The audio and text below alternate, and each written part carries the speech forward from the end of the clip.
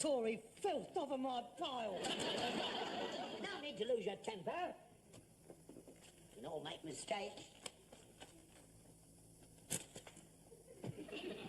You're just doing this to annoy me, aren't you? Doing what? All this election work. You've never done it before. Well, I'm doing it now. You know that I'm Labour Party Secretary for this ward.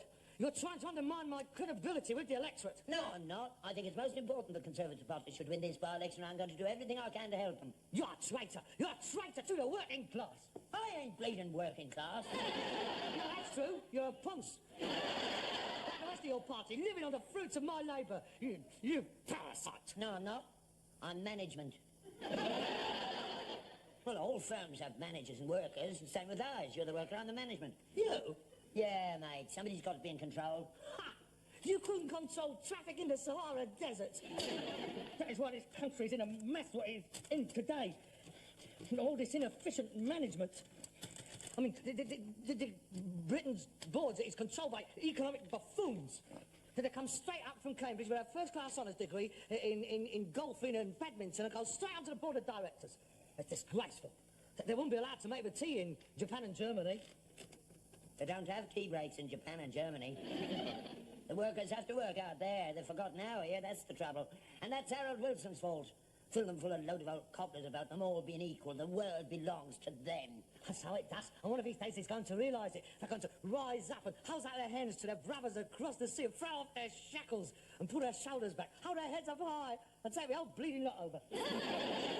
Not in this country they aren't, mate. Do you know why? Because half of them is Tories.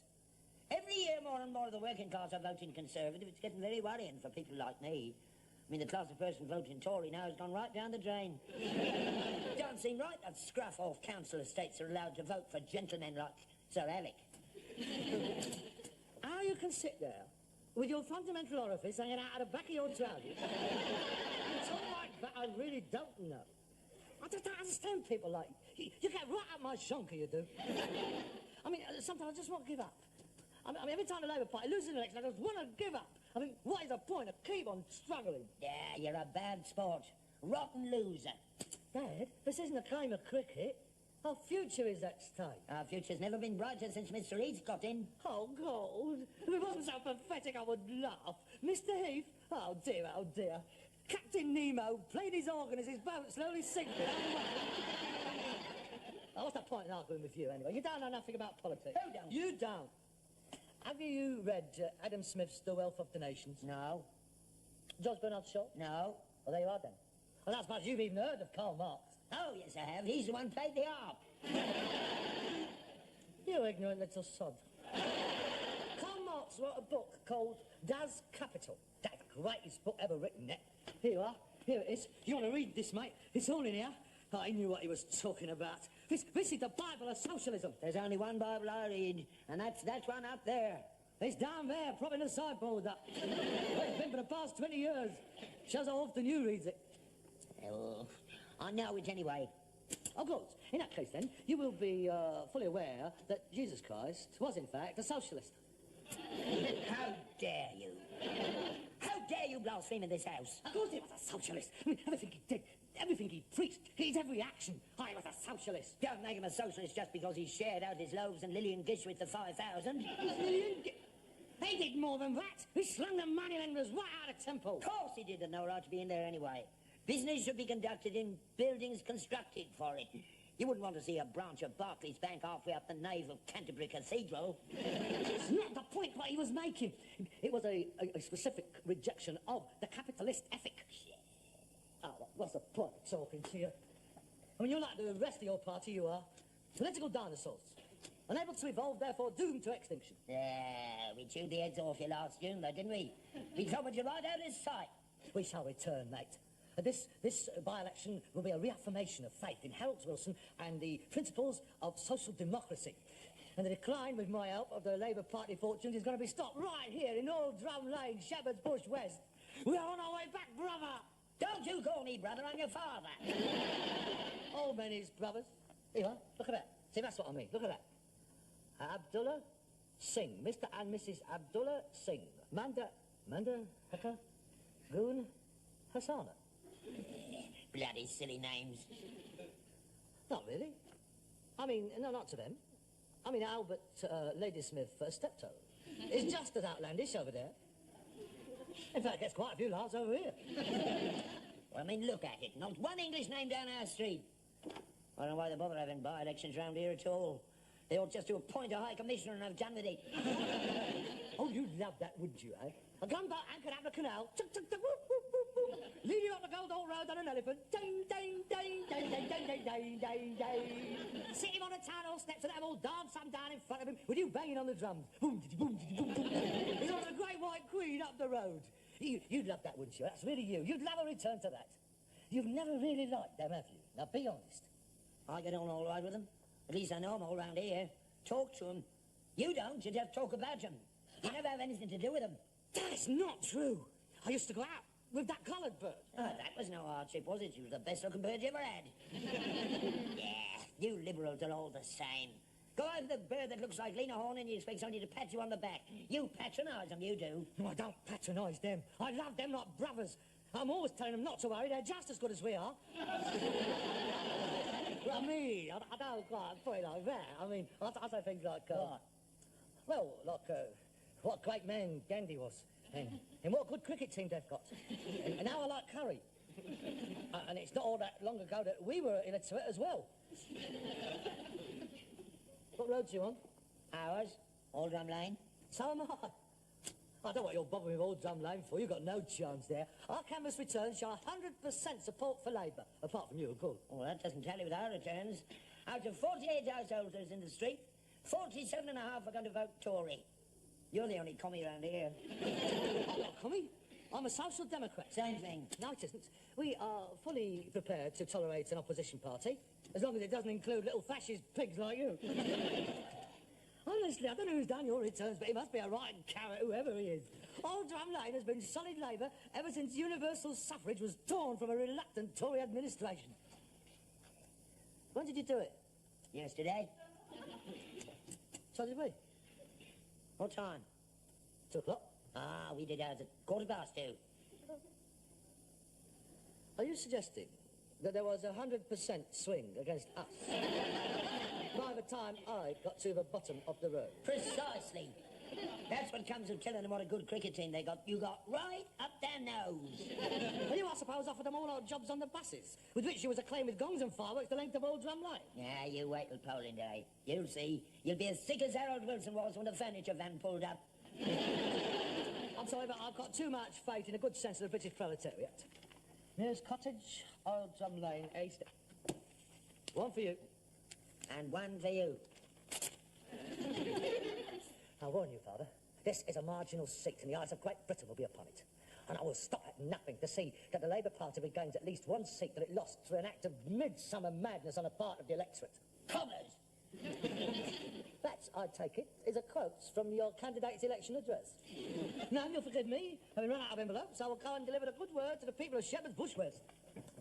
As your son and one who is interested in your health and strength, I'm sorely tempted to deliver your election communications for you. But as your implacable political opponent, you can go and get stuffed. Farewell.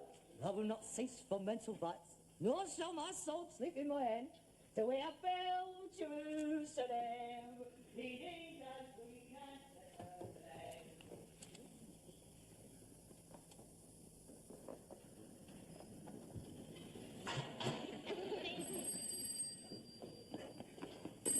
Hello? Steptoe, son? Best price is paid for old rags, wool and scrap metal, brass, lead, zinc, copper and tin. Houses cleared, no pianos, no builder debits. What? Who? Conservative Party committee rooms. Oh, good afternoon, sir. Yeah, speaking. Oh, you'll be very welcome, sir. Yeah, I'll be in all day. Yeah, I'm looking forward to seeing you, sir. The election addresses? Oh, they've all been done, sir. As a matter of fact, they're being delivered now.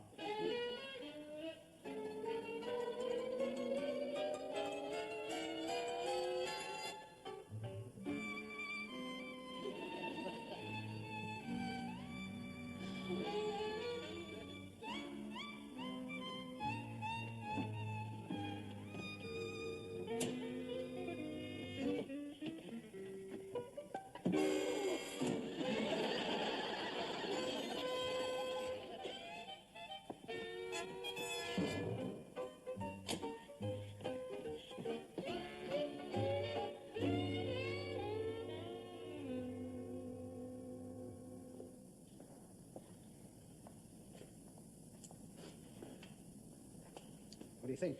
I think it's ideal. Press will be very interested. Give the photographers a field day. Yes. I suppose it'll make a change from the semi-detached. Make every front page of the country. Oh, afternoon, gentlemen. Mr. Steptoe? Yeah? Delighted to meet you.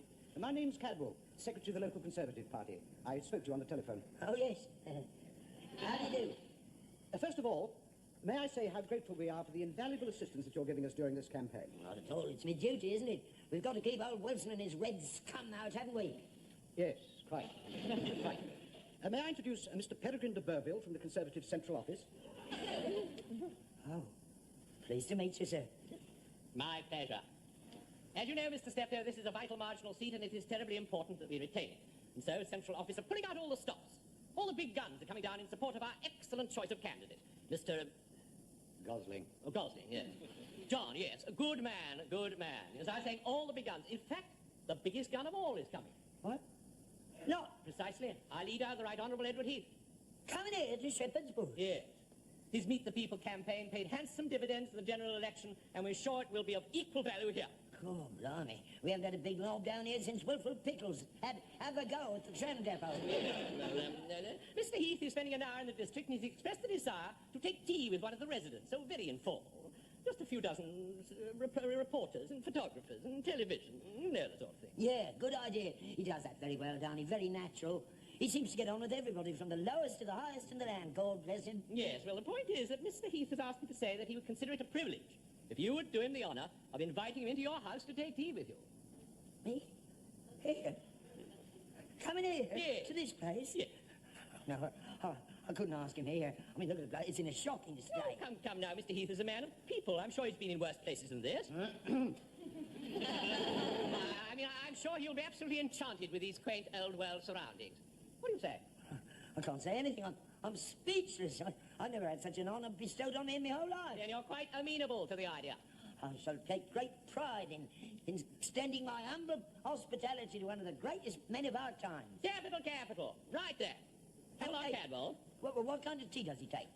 Oh, I'm sure he'll be quite happy to drink whatever you drink. I'll have to get an extra pint of milk in. How many sugars? Just put it in the bowl. He'll help himself.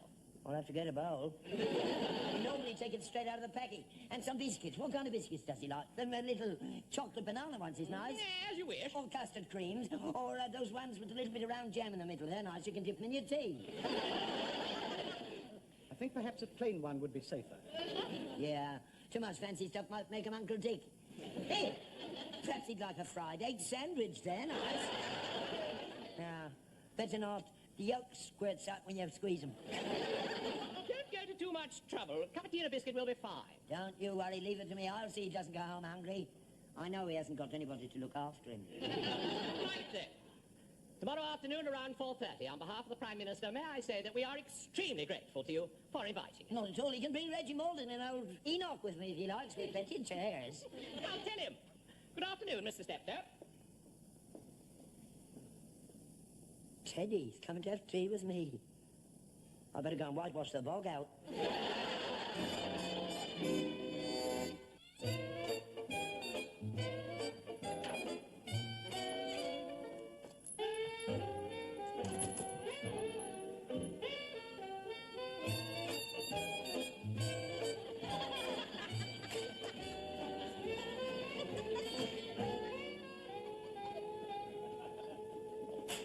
What's going on here? Mind that door, the paint's wet.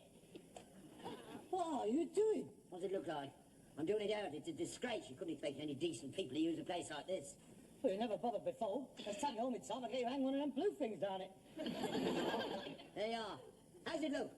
That looks very nice. That looks better than my house. I think I'll move in here. You keep out of here. I'm not going to use it until after he's gone. You can use the one down at the underground. Oh, who's coming? Ah, we're having a visitor. Toilet paper? We've never had toilet paper before. Who is it? Who is coming? Wouldn't you like to know? The Yachting World? The London Illustrated News? The Organist Weekly? Who is it? Who's coming? Harold, we've been picked out. We've been honoured. I'll stop messing about. Who is it? I'll give you 3 guesses. The bank manager? No. The vicar? No. Rockwell Wells? I'll give up. Who is it? Teddy. Teddy? Yeah, Teddy. That's good, that. Yeah. Teddy?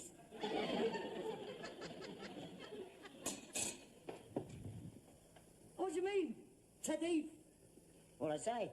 Teddy's coming to have tea with me tomorrow afternoon. What? Our Teddy? Our Ted Heath, not your Ted Heath. Mr. Heath is coming here. Yeah, it's part of the election campaign. He picked us out. Isn't he wonderful? Who told you? They were down. 2 knobs from the Tory party. It's all arranged. Right, they're having you on. No, they're not. He's coming here tomorrow afternoon. I've ordered a pint of Gold Top, a packet of water biscuits, and a jam sandwich, right? Ted Heath is coming here to have tea with you. Yeah, he's touring the district. Yes. I expect he wants to discuss the world situation with you.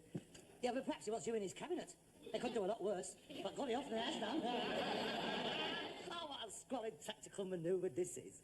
Teddy coming to a junkyard. There's as much chance of that as Ian Paisley and the Pope going on an equaniminical booze up. Please yourself. There's the bloke's card. Conservative Party Central Office. It's all laid on. 4:30 tomorrow afternoon. No, not here. He can't come here. He can't have tea here. Not in the official residence of the ward secretary of the Labour Party. We would lose all credibility. No, I'm sorry, he's not coming. He is. Nothing to do with you. It's my house. He is not coming here. He is. He isn't! He is. He is. He is. He is. He is. Oh, the new teacher, sorry, he's not coming here!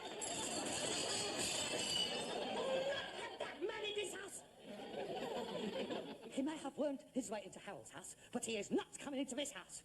I'm not sitting here all afternoon with those 2 great rows of tombstones flashing at me. We don't want to see you anyway. It's me he's coming to chat with. You can clear off out of it. Is that your last word? Yes, it is. And there's nothing you can do about it. This is a private meeting between me and my leader. Father, I must ask you once more to consider my position in this matter. I beg of you to cancel this ill-timed confrontation. Get knotted.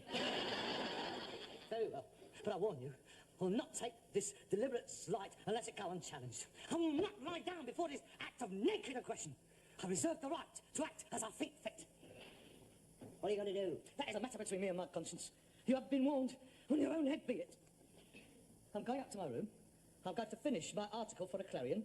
attacking Mr. Heath personally for his ambivalent and negative attitude to the Concord cocker.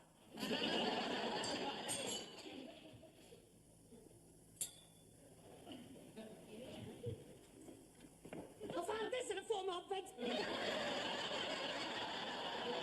not going to pay for the hole in it. I'll try to have the bill to 10 Downing Street.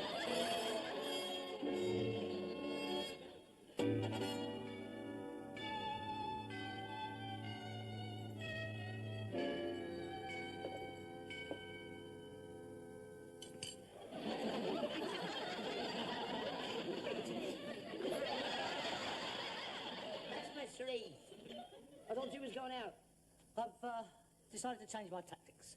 I've decided to stay here throughout the entire audience, if it lasts very long, which I doubt. What do you mean? Well, there won't be any photographs in the papers. Well, not of him anyway. What are you talking about? What are you going to do? I'm going to wait until the photographers is assembled in bed. It's up with the dressing gown. Mr. Heath is about to see his first full frontal nude. You wouldn't do it, Harold. Wouldn't I? I intend to sit here throughout the entire visit, stark naked. Dolly Crackett will be arriving shortly, and she will also be suitably unclothed. And for your entertainment, we shall be dancing a pas de deux from the second act of Old Calcutta. You'll be arrested by the security men. You'll be detained pending medical report. Not at all. It is a God-given right of every Englishman to lounge about his own stark naked if he so desires. 4:30. I think the best thing you can do is to run along outside and stop him coming in, don't you? Don't bother. I'll go.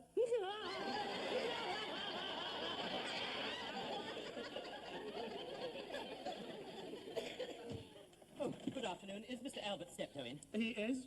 Peregrine de Burville, Conservative Party Central Office.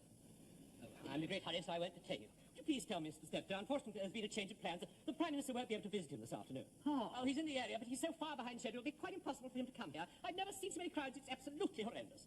Please convey my apologies to Mr. Steptoe and thank him for all his efforts. Good afternoon. Just a minute. I mean, I do appreciate that he has been put to a lot of trouble, a lot of hard work. I mean, there's the decorating, my carpet. He's laid out a fortune on a grub alone. I mean, Fortnum & Masons and Harrods vans have been arriving all morning. He must have laid out 60 quid at least. Just what I specified, just tea and biscuits. Oh, come on. Your party's not hard up for a few bob, is it? I mean, blimey, Watkins alone gave you 20 grand. You haven't spent all that, have you? Yeah, what about ICI? How much did they send you? All right. Send your bill in to me. Certainly, thank you very much. Oh, may I use your lab? Beg pardon? Toilet. Oh, the water closet. By all means, help yourself. Not in here, out there. I'm afraid the affluent society hasn't caught up with our part of the world yet. Oh, thank you. Not at all. You didn't, Harold, did you? Not in front of Mr. Heath. No, your embarrassment has been spared. He's not coming. Not coming? But I've spent a fortune on all this grub, and I went Yeah, so far as... all right, they're sending you 30 quid to come. I'm sorry he's not coming, really. This would have been one visit he wouldn't have forgot, I can tell you. Dolly Crackett had one or two things worked out I haven't even thought of in Broadstairs yet. And I've got this